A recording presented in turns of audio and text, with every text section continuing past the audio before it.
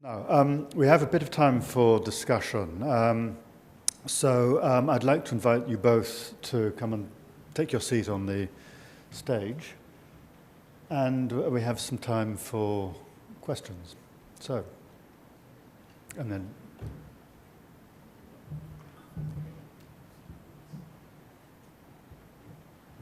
Okay,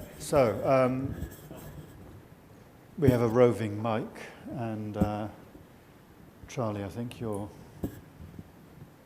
going to distribute the mic to whoever wants to ask a question. Could I ask you to say who you are and where you're from when you ask a question? So, who'd like to kick off?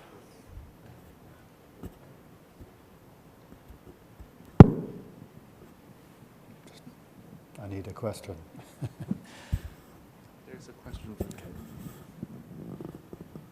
Well, my name is Wilson Lemon, and I come from the Architectural Services Department of Hong Kong. I just have a little question because I note that the air pollution will have a severe impact on the design and health, and I am also aware that it's a common fact is that the air pollution and the air quality right now in China is not so good, especially in the region of Beijing and also the surrounding areas. And I also note that the expected life expectancy of people in China is much shorter than other regions in Asia Pacific, including Hong Kong and Macau. And I just wish to ask the two speakers, do you have any recommendations how to improve the design and health and the air pollution, and so that our friends and the people in China can live better? Who would like to kick off? Well, it sounds like a 5-hour lecture in order to answer your question, and I'm no expert in this, but I think there are several obvious solutions to such a problem, and some have already been taken by the Chinese government. For example, they found that the air pollution in Beijing is primarily coming from the industry, especially the steel industry in that part of our country. So they tried to move the major steel refining industry out of Beijing, but they are actually still in the Hebei area, which is fairly close to the capital city of China. So I think that has partially solved the problem, but not entirely. The second problem is the traffic in the city, and Beijing is called the capital city of traffic congestion, and there are far too many cars, and with the combustion of fuels, and you can understand. And then the policy that they have made is to make only some cars that is usable on any particular day of the week. And particularly if there is a G20 meeting in Beijing, then everything will be come to a stop, and you find the air quality much improved. But Beijing is also suffering from a lack of wind and air current because it's basically surrounded by a range of mountains on the north side of the city. And that is something that we cannot change by just policies. And I think, but although we cannot change the macro environment, but perhaps the sort of smaller scale environment, such as the orientation of the buildings, controlling the height of the buildings, and so on, may be of some benefit. But once again, I'm no expert in this, but what I know is that the government has already been making important resolutions to cut down on the carbon output of the whole country and try to move the industry out of the urbanization areas. But we still have a lot of unknown about what kind of pollutants are more hazardous to health and what kind of health hazards. And I just mentioned one very big unknown for us is whether the external environment equates to the indoor pollution and how much role is played by the indoor pollution of our household. For example, using the stove for cooking, smoking and passive smoking. And that sort of microenvironment is something that we should not ignore. If I say anything more, I'll be exposing my ignorance, so I'll better stop here. Alan, I suppose in Europe there have been a lot of efforts to improve the air quality in European cities, and you live in Sweden, there are people from the Netherlands here emphasizing walking, cycling, redesigning cities around that mode of transport has begun to make a big difference now, hasn't Well, it? thank you, Professor Sang. You explained very well the causes of in China, and especially if you look 20 years ago, we saw all the bicycle in Beijing. People used to bicycle everywhere, and they were much healthier and less pollution in the city. And in our countries, North Europe, Scandinavia, we encourage people to walk and encourage people to use bicycle, and we provide them a street that is safe and comfortable for them, but also very high quality public transportation that we realize on that. Our minister actually use metro every day to go to department, and that is very usual, and that is the way it should be everywhere in order really to manage this problem. We saw also in Singapore very clearly the limited number of cars, which is very good, and many parks and greenery. And I believe this real answer will be today by our city planner, Mark Johnson, and Tony Kappen, and Professor Tony Kappen, and Ken Yang, to explain ecological architecture, what it means and how to prevent this problem we have in China.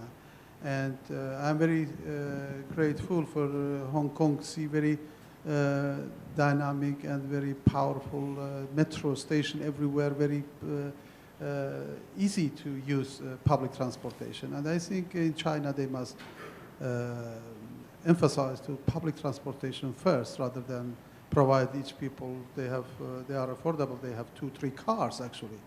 I saw people, they use 2 different cars because just they are allowed to use in different days. And that is not the solution, definitely.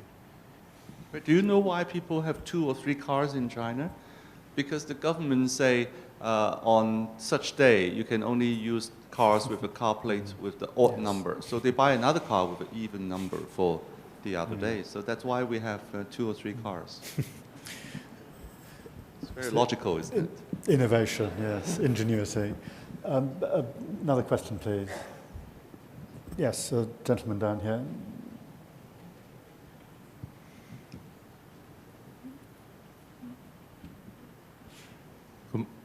Good morning. I'm Tony Yip from Ronald Partners. I'm an architect, and thank you so much for Professor's amazing presentation. My question is actually what you are showing to us, the sanitogenic design and also the research in the university involve the multidisciplinary professionals.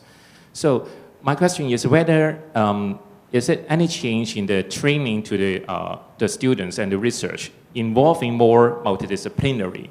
What I mean is that we are training the expert to be more generalist or to be more specialist, whether we should train up something like the healthcare architect or to be more generalist that can facilitate to have the acquire multidisciplinary knowledge. Thank you. Very good. I think you are exactly correct that we should not train people that can see only the problem from one side. We should train people from a multidisciplinary approach starting from day one. That's why in our research, we start from research. We have built several interdisciplinary research groups. For example, we have now a Institute of Future Cities, in which there are people from geography, from architecture, from IT, from health, aging, and so on. They all work together to study how we should design future cities to improve on quality of life. We have another multidisciplinary group called the Institute of Energy, Environment and Sustainability, in which we put climatologists, energy people, and people who are researching on sustainability together. So the next step is to provide such multidisciplinary programs for our students. At the present moment, students can pick courses and programs from each department. But you are absolutely right that this can be integrated further so that they can start talking to experts from different walks of life, even from their undergraduate level. I think Professor Song answered very clearly. And if we see all medical doctors, sooner or later they will be the leader. But we have seldom leadership subject for medical doctors. That is a problem. Majority of them will be main responsible for economy, for the hospital, for their, but seldom any doctors, they go some courses for economy. And that is a problem. We must see now a Google society, knowledge society, we must train more interdisciplinary rather than one expert in one field.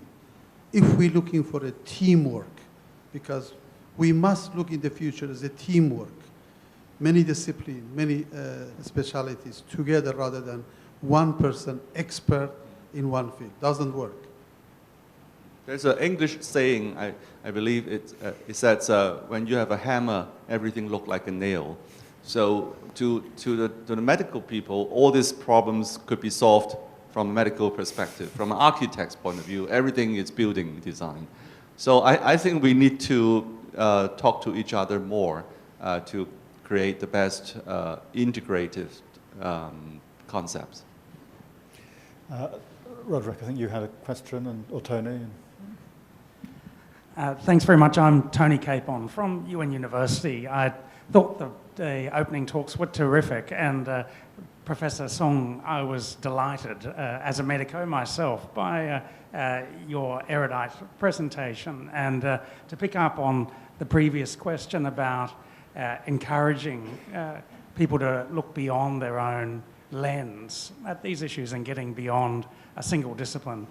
I wonder, as a university leader yourself, what sort of incentives do you think could be put in place to encourage that cross-disciplinary work? Because many of the way we value academic work is unidisciplinary, getting the most publications and you being the leader, whereas transdisciplinary work takes time and it's not always valued by conventional systems of recognition.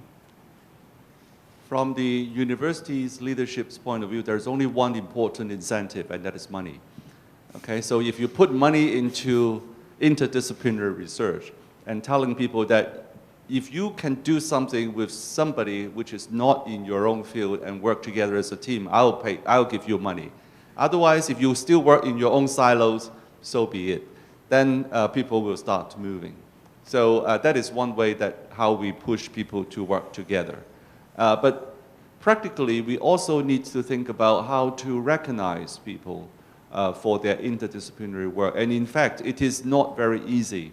For example, if a group of people publish a paper on urban planning on health, whether this paper should be published in a health journal or go to a architecture journal or something else, it's a debate.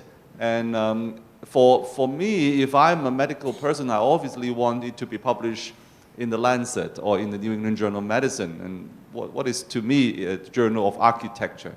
So how they should be recognized, even if they are not publishing their research work in their own field, is something that we need to think about. And more often than not, interdisciplinary research has fallen between the cracks, and they have not been given due recognition, which is a very bad disincentive for people who are willing to work together. I think that's completely right. And academics are actually, or the universities, are the worst, their own worst enemies, I think, when it comes to pigeonholing people into silos. Before I come to you, I just want to ask about the boundaries between government within Hong Kong. And, you know, academics are siloed, but also government departments are as well. And maybe this is an unfair question for you, but are you able just to say anything about the way the Hong Kong government is trying to break down some of the boundaries between different departments, or maybe somebody else in the audience? Is there any government official in here? Yeah. Okay, if not, then I can speak. Yes. Okay. So yes. Well, between health and housing and... I think there are obviously city planning. problems of turf and boundaries between departments as well. But the government has also now recognized this and tried to break some of the walls, and also to break the walls between government and academics, in the sense that the government is now putting more resources on research which has an impact on the society, instead of just producing a published paper in Nature and Science. And that's very important, because for the academics, if I publish a paper in Nature, I'll get promotion, I'll get substantiation. If I do something for the government, a consultancy paper for the government, it get me nowhere. So if the governments can also make policies and also the funding strategies to recognize this kind of interdisciplinary research, it will help a lot. Thank you, Professor Song. Just I wanted to mention that it's not about the publication in the Journal for Scientists. Scientists' main task, actually, to answer the problem of the society. It's very important that engage to solve the problem of the society, and in the way, that scientific way, to give the answer. And I think applied research is most important, rather than publishing some article to get recognition for that. I mean, our major challenges in this society now, we mentioned very well, elderly, pollution. This is the problem that has clear answer from the academic world, together with the government policymaker, and also together with industry. And that is the way that we should emphasize in the future, rather than only to be academic and produce a paper. What means we produce many papers and publish in Lancet and others, but they have no impact in the problem that we live in our society? I beg to differ slightly, because I think both blue sky research as well as practical research should be done in parallel, and we should not go full swing just to practical research, because there are some groundbreaking solutions that may come from Science and Nature papers, and if you totally ignore that, then we will not be advancing very much in science. So, but I don't think the two should be mutually exclusive, and there should be ways to recognize both types of research. Absolutely, you are right. I mean, the society that we live now, the Google society, is the result of research that we have done 30 years ago, when we went to moon, actually, and we discovered the satellite, and now we have internet and mobile phone and all that. So, of course, this research, basic research and scientific research is necessary, but also we should not forget the impact to the problem of the society, how we can involve the government, policymaker, and also industry to use this research, more application of research, especially some very clear problem, like in Hong Kong, we have high density urban planning, and related to our life, actually. And China, pollution is the matter of death or life. So it needs some application research in that field. Yeah. Master, I was very pleased to have a paper in the Lancet, but I know my applied work is where the most impact has been. I think we have one over there, and then and then one over there somewhere. Oh, one over there, yeah. So gentleman down there, I think, first. Or, okay, you go first, and then there's a gentleman somewhere over there. Hi, Bit difficult to see here with the lights. That's right. My name is Kato Krasinski. I'm from the Netherlands. Thank you very much, professors, for the discussion. But we're talking about complex problems here, and I think the role of academics, as you discussed, in terms of transdisciplinarity and how we can ground academia and share. But I'm curious if you could speak now to the role of society in these two changes, and what, in Hong Kong, what the awareness is of citizens, what their demands are, their needs are, and what opportunities they have to be a part of the change as well. The awareness of the society relies very much on whether we have a disaster coming out and whether we have enough public education. Let me give you the example of SARS again. Before 2003, the public awareness of infectious disease, it's very, very low. And people will actually laugh at you if you wear a mask walking in the street. But then we were hit very badly by SARS, and then everybody was scared, and everybody started cleaning up the city, and wearing masks become a norm rather than an exception. And that changed the concept of the whole population. Only that it will then gradually die down again. It will need some booster dose of stimulation, if you like, to make them become aware. So the media, it's played a very important role on this. So what they did is they report on, recently there is an outbreak of influenza in China, or there is an outbreak of MERS in Korea. And that will suddenly alert the public again on the particular hazard. So I think that's the same goes for air pollution, for example. There are much report on the increasing mortality rate and the non-smoking related lung cancer in China.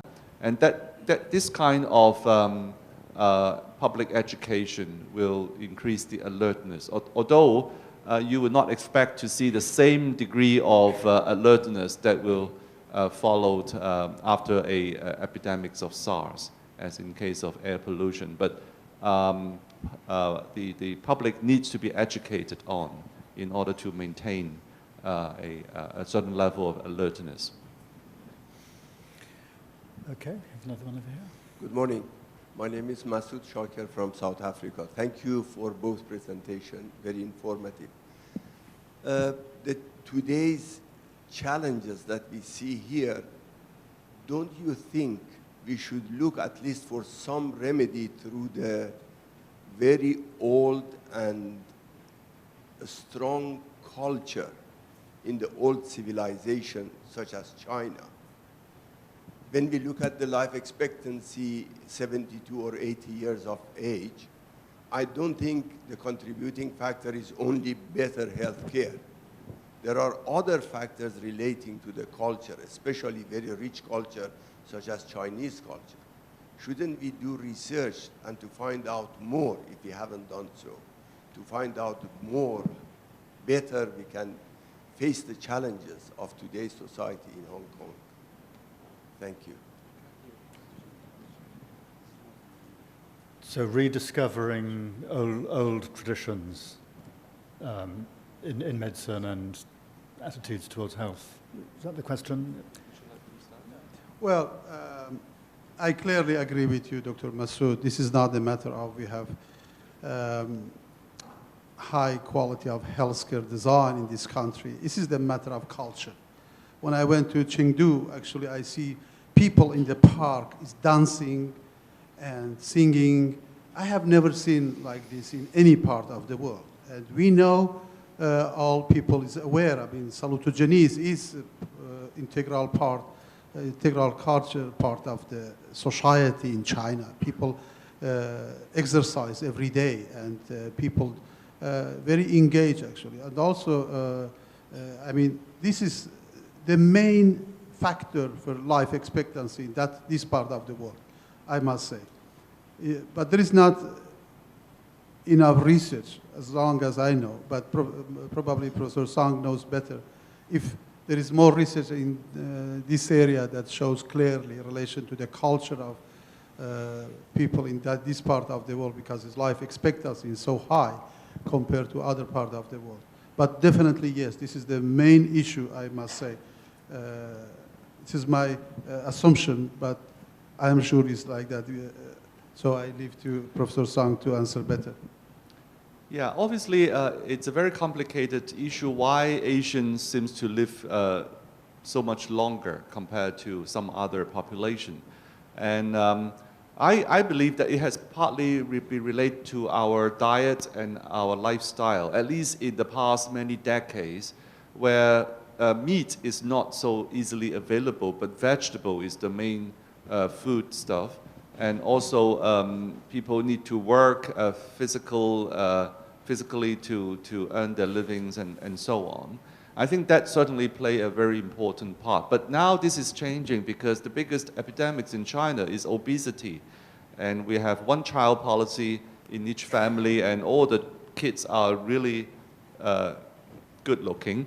And they will be having a lot of problems coming along with the obesity and metabolic syndrome in the coming years. But on the other hand, I always ask myself, why is Hong Kong people living so long? Because Hong Kong is one of the most stressful cities in the world.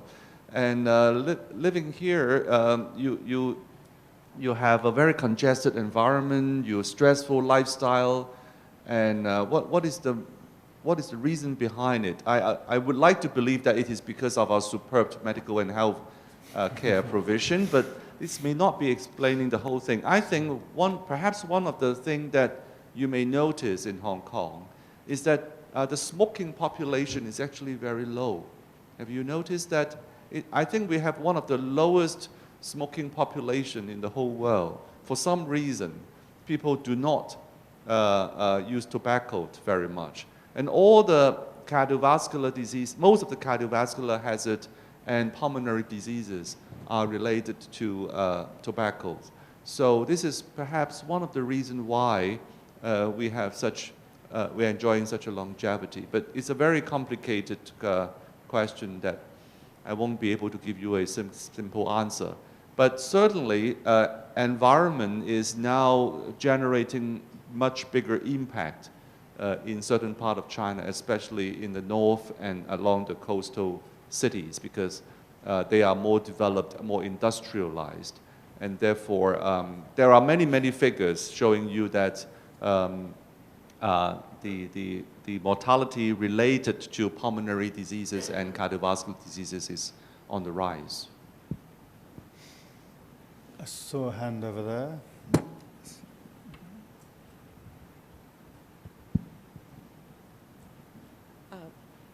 Is this on? Melinda Lehman from Los Angeles. I'm a healthcare architect.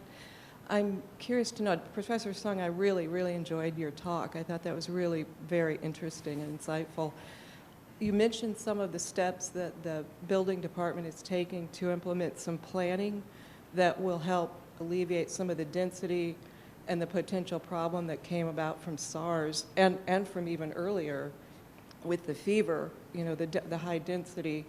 I'm wondering if Hong Kong, if you're aware of any steps Hong Kong is taking to encourage an economic approach to less density. I mean, we all know that developers want more square meters per acre so they can get more revenue, but a positive reinforcement from an economic side could also be encouraging. I just wondered if Hong Kong's doing anything like that.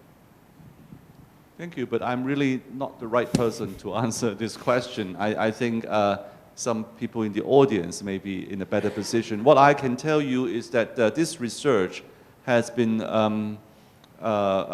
showing data to the government to draw up guidelines like the one that I mentioned on the height of the buildings, on how the design of buildings should avoid certain diseases and so on. And that has been incorporated. And the other thing that the government has done over the years is In fact, I'm chairing a competition run by the government on environment and sustainability in various sectors. And one of the very big sectors is actually in building. So we are encouraging people, especially the property developers, to build and exemplify how they make buildings which are more green and conserve energy and also improve on recycling things and so on. So, and every year when this award is being given out, there is big advertisement and promotion so that the public is aware of it. Even the hotel building nowadays and hospitals and airport, all the major industrial plants actually participate in this kind of award. So that is another incentive, if you like, to promote healthy health and buildings. I mean, I don't think you can you can squash the sort of financial imperative to build high and densely in an environment like this, but you can use the planning system and planning gain and extract some of the land value from these immense land values here and recycle that into community facilities and healthy living facilities and so on. So I think it can be done. But lady over here, just in the middle here.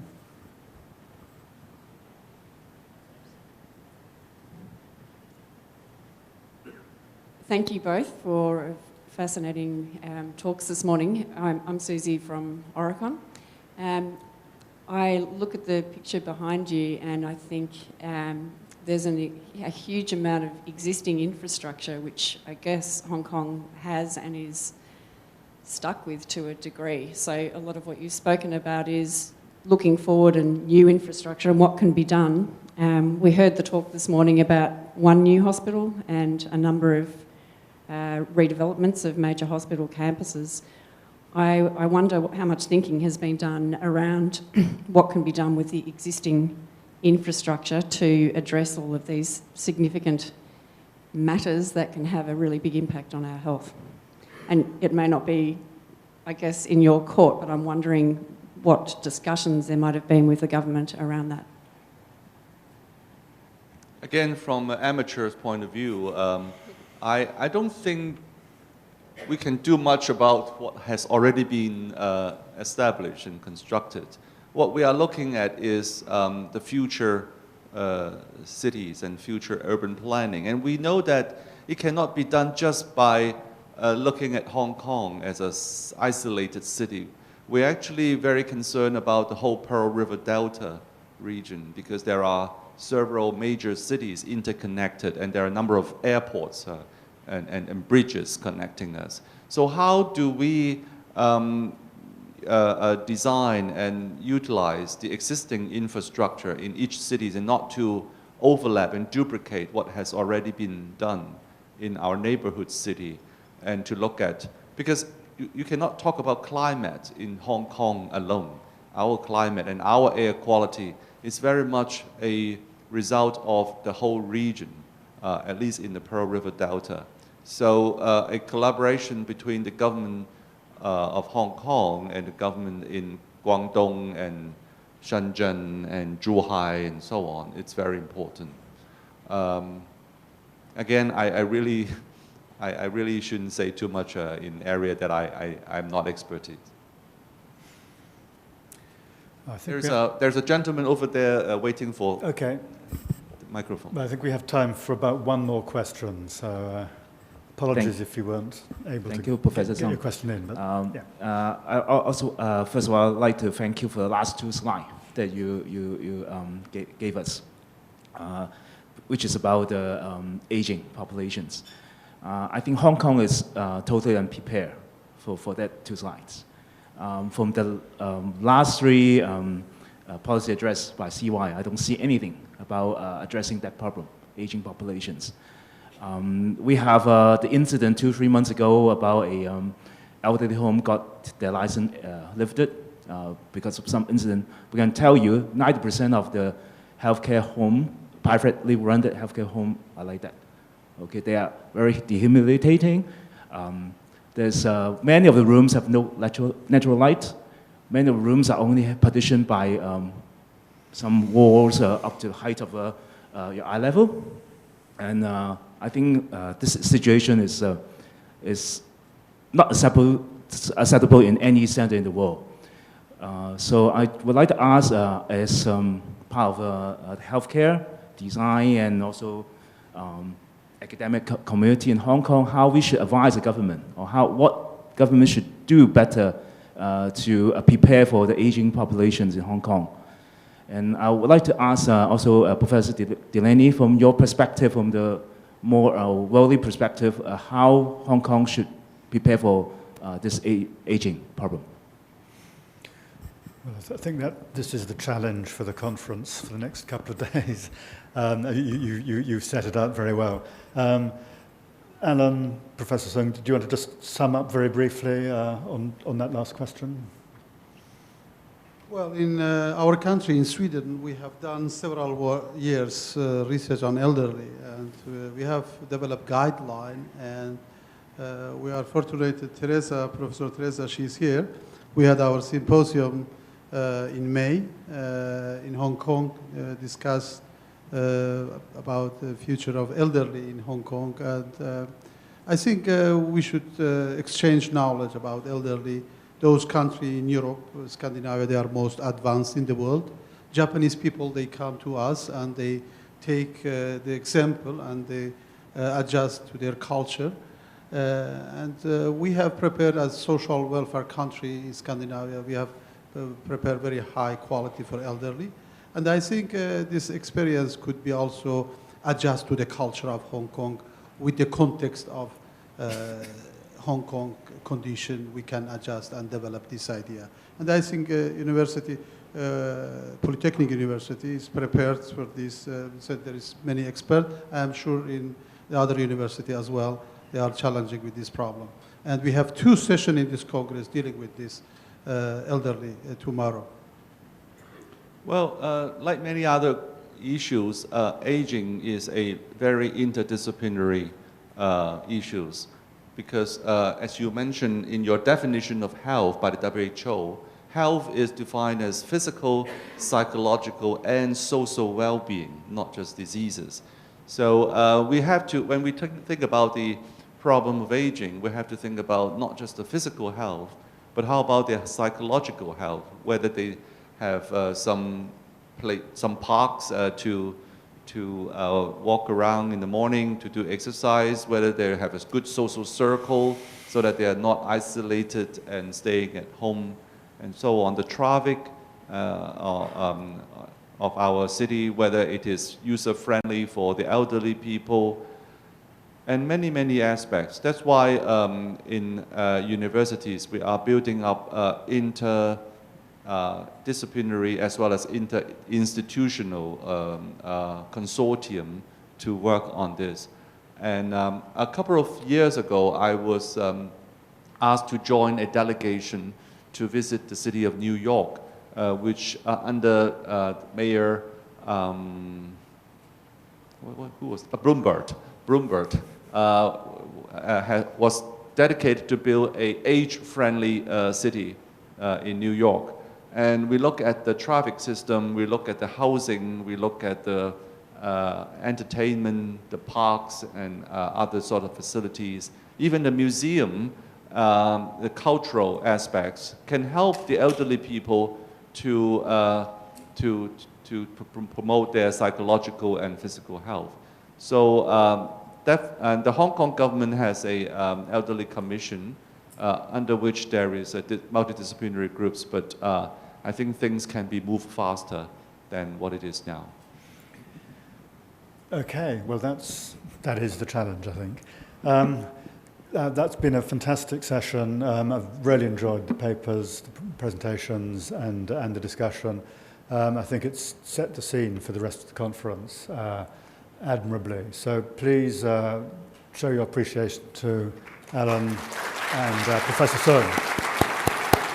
and of course Dr. Wingman earlier as well. Thank you.